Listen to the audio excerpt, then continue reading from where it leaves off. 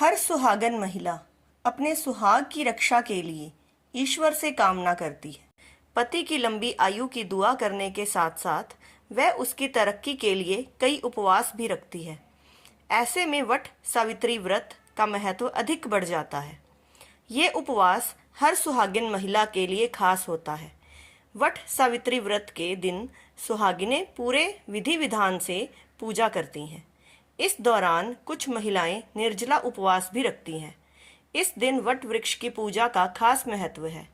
माना जाता है कि इस वृक्ष की पूजा के बिना व्रत पूरा नहीं होता है।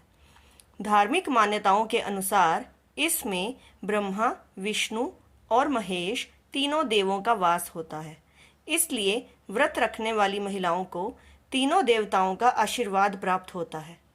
यह उपवास ज्येष्ठ माह के कृष्ण पक्ष की अमावस्या तिथि को रखा जाता है।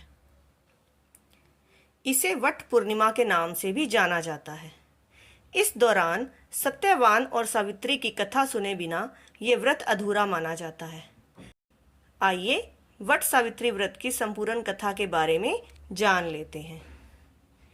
वट सावित्री व्रत कथा। पौराणिक मान्यता है कि वट सावित्री व्रत करने से पति की आयु लंबी होती है और परिवार में भी सुख समृद्धि बनी रहती है। यही नहीं, अखंड सौभाग्यवती भव का भी आशीर्वाद प्राप्त होता है। ऐसा इसलिए होता है क्योंकि इस दिन से जुड़ी पौराणिक कथा प्रचलित है।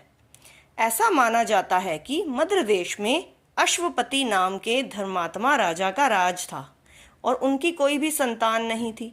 राजा ने संतान प्राप्ति के लिए यज्ञ करवाया, जिसके शुभ परिणाम के बाद उनके घर एक कन्या का जन्म हुआ। इस कन्या का नाम सावित्री रखा गया। समय के साथ साथ जब सावित्री बड़ी और विवाह योग्य हुई तो उन्होंने द्युम्नसेन के पुत्र सत्यवान को अपने पति रूप में वरण किया। सत्यवान के पिता भी राजा ही थे, लेकिन उनका राजपाट छिन गया था, जिसके चलते वह दरिद्रता में जीवन व्यतीत कर रहे थे। सत्यवान के माता पिता की भी आंखों की रोशनी चली गई थी और वह जंगल से लकड़ी काटकर उसे बेचकर अपना गुजारा कर रहे थे। वहीं जब सावित्री और सत्यवान के विवाह की बात चली तब नारद मुनि ने सावित्री के पिता राजा अश्वपति को बताया कि सत्यवान अल्पायु हैं और विवाह के 1 वर्ष पश्चात ही उनकी मृत्यु हो जाएगी।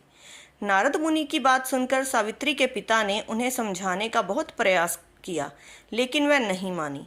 अंत में सावित्री का सत्यवान से विवाह हो गया। शादी के बाद सावित्री अपने सास ससुर और पति की सेवा में लग गई। फिर एक दिन वो भी आया जिसका जिक्र नारद मुनि ने किया था, सत्यवान की मृत्यु। उसी दिन सावित्री भी सत्यवान के साथ वन को गई। वन में सत्यवान लकड़ी काटने के लिए जैसे ही पेड़ पर चढ़ने लगा कि उसके सिर में असहनीय पीड़ा होने लगी। फिर वह सावित्री की गोद में सिर रखकर लेट गया। कुछ ही समय में उनके समक्ष अनेक दूतों के साथ स्वयं यमराज खड़े हुए थे। यमराज सत्यवान की आत्मा को लेकर दक्षिण दिशा की ओर चलने लगे। पतिव्रता सावित्री भी उनके पीछे चलने लगी। आगे जाकर यमराज ने सावित्री से कहा, हे पतिव्रता नारी, जहाँ तक मनुष्य साथ दे सकता है तुमने अपने पति का साथ दे दिया, अब तुम लौट जाओ। इस पर सावित्री ने कहा, जहाँ तक मेरे पति जाएंगे वहाँ तक मुझे जाना चाहिए। यही सनातन सत्य है। यमराज सावित्री की वाणी सुनकर प्रसन्न हुए और उनसे 3 वर मांगने को कहा। यमराज की बात का उत्तर देते हुए सावित्री ने कहा, मेरे सास ससुर अंधे हैं, उन्हें नेत्र ज्योति दें। यमराज ने तथास्तु कहकर उसे लौट जाने को कहा और आगे बढ़ने लगे, किंतु सावित्री यमराज के पीछे ही चलती रही। यमराज ने प्रसन्न होकर पुनः वर मांगने को कहा। सावित्री ने वर मांगा, मेरे ससुर का खोया हुआ राज्य उन्हें वापस मिल जाए। इसके बाद सावित्री ने यमराज से वर मांगा, मैं सत्यवान के 100 पुत्रों की माँ बनना चाहती हूँ, कृपा कर आप मुझे यह वरदान दें। सावित्री की पति भक्ति से प्रसन्न हो सावित्री से तथास्तु कहा, जिसके बाद सावित्री ने कहा कि मेरे पति के प्राण तो आप लेकर जा रहे हैं, तो आपके पुत्र प्राप्ति का वरदान कैसे पूरा होगा। तब यमदेव ने अंतिम वरदान को देते हुए सत्यवान की जीवात्मा को पाश से मुक्त कर दिया। सावित्री पुनः उसी वट वृक्ष के पास लौटी तो उन्होंने पाया कि वट वृक्ष के नीचे पड़े सत्यवान के मृत शरीर में जीव का संचार हो रहा है। कुछ देर में सत्यवान उठकर बैठ गया।